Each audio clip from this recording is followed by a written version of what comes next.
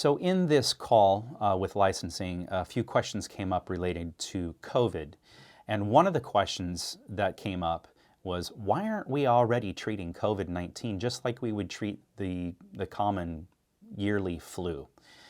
And really, the basic answer to that is this. Well, there's two elements there that we have to think about. Number one, COVID and the flu are not the same. They're not the same virus, and they don't act the same.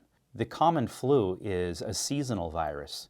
It's something that we have lived with for 100 years or more in modern society, and we can expect it to come back about the same time every year. That is not the case yet with COVID, and we don't know whether that will ever be the case with COVID. This is still something that is emerging and is developing, and yes, we've made a lot of progress in this world with vaccinations and research. But for now, we should all view COVID as a year-round virus that even in the summertime, people can be susceptible to it. We really just need to do our best to continue to mitigate the virus. Along that same thread, the question would come up, do we still need to check temperatures of our visitors and of our staff? And the answer to that question is simply yes. We really need to do everything we can to make sure that the individuals coming into our facilities are healthy. A lot of our staff will not report when they're not feeling well. And so an indication that they're not feeling well is maybe an elevated temperature.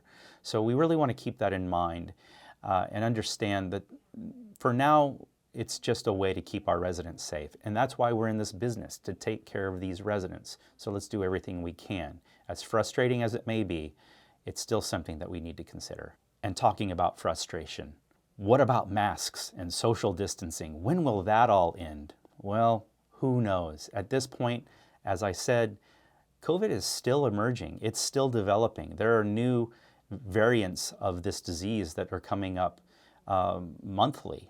Some of them are serious enough to report in the news, but many of them we don't hear about because they don't have a lot of legs, if you will.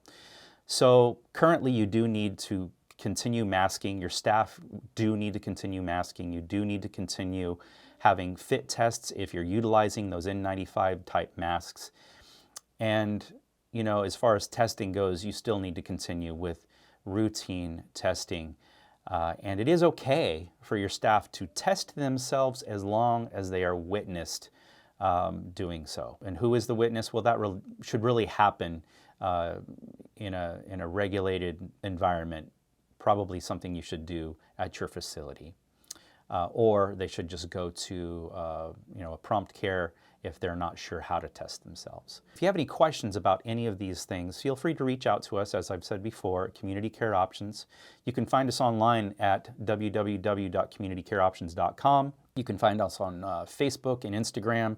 You can also call us, dial 530-894-2114, or send a message to cco@communitycareoptions.com. Thanks very much. Really appreciate you all out there. Be safe.